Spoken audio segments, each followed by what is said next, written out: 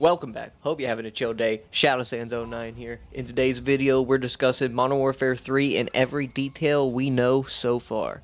The gameplay featured in today's video is from the Shadow Siege event from Warzone 2.0.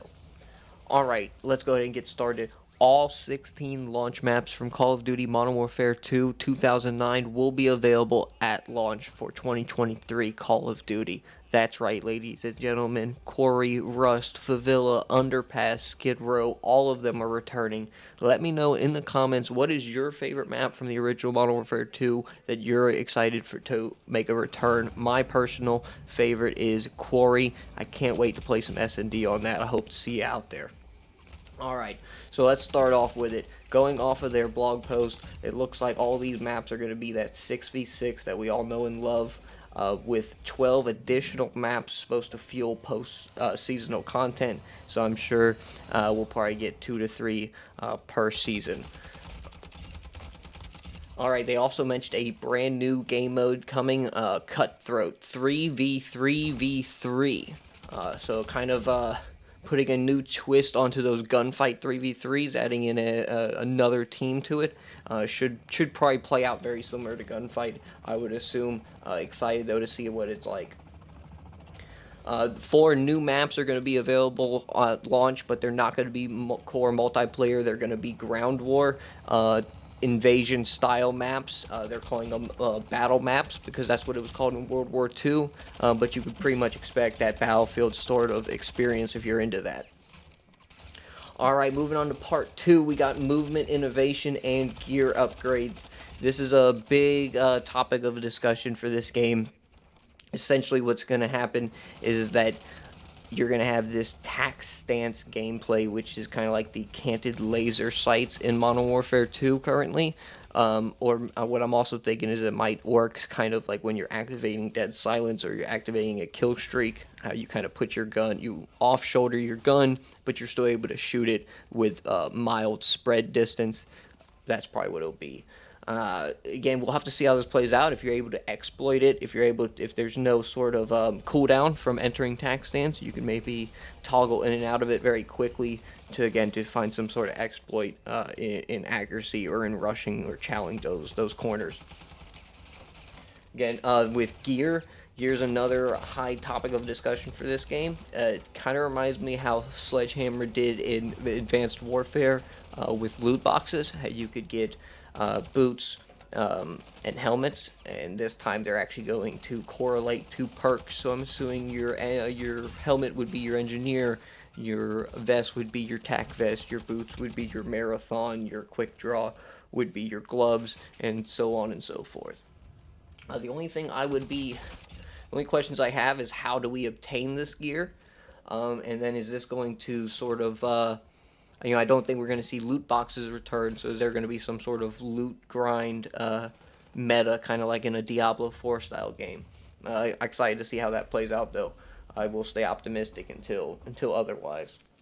They don't really say too much about gunsmithing, except that they have aftermarket parts. But after reading through this, aftermarket parts enable you to construct unique weapon configuration or types, such as customizing a machine gun into a bullpup configuration with the firing grip in front of the breech rather than behind it.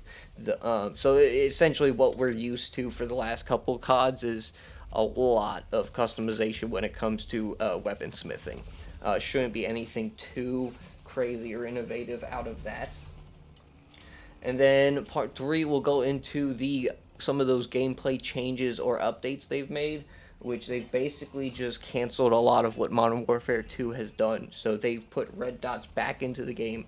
They've returned map voting. Perks activate from the beginning rather than progressional like in Modern Warfare 2. There's now 150 health to increase time to kill.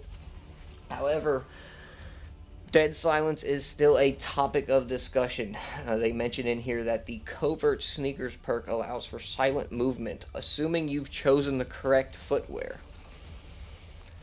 Not really understanding what that means, but why they can't just have dead silence as a perk is a little beyond me, and I think a lot of us are just frustrated with having that argument with Call of Duty at this point. Again, tac sprint, there has been some changes. Slide canceling does not reset your tac sprint. They did bring back a reload cancel, and tac sprint duration has been increased. This might be a hot take, but I would not miss tac sprints if they were removed from Call of Duty forever. Let me know how you feel about that. Alright, and then finally, just to wrap everything up, we have a little bit of information on the campaign.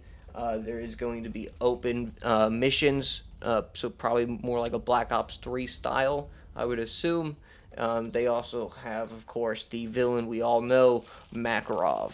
And it's going to probably tie in some things we saw from Modern Warfare 3, but innovate and change the storyline to kind of keep up with the current timeline. What else? Modern Warfare Zombies. I know that's going to be an interesting thing. We saw Call of Duty Ghosts, so Infinity Ward has definitely tried their hand at a zombie sort of mode before. We'll have to see how this one is. And obviously, Sledgehammer has done plenty of zombie modes in the past, and it even said Treyarch was helping with, it tells a new zombie story from developer Treyarch. So we'll have to see how that is. I'm sure we could expect the usual Call of Duty zombie experience. Last and final thing I wanted to bring up was carry forward.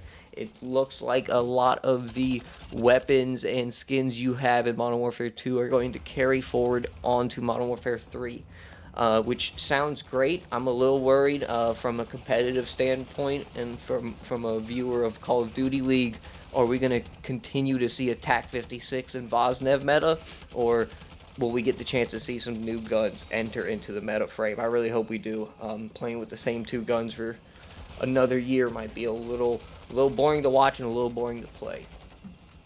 Other than that, that's all we really know as of right now. I'll continue to update y'all as I find information out. I'm really excited for this Call of Duty. I think it's going to be a fun one. Going back to Modern Warfare 2 maps, you already got my money. Y'all have a great one. I'll catch you on the next video.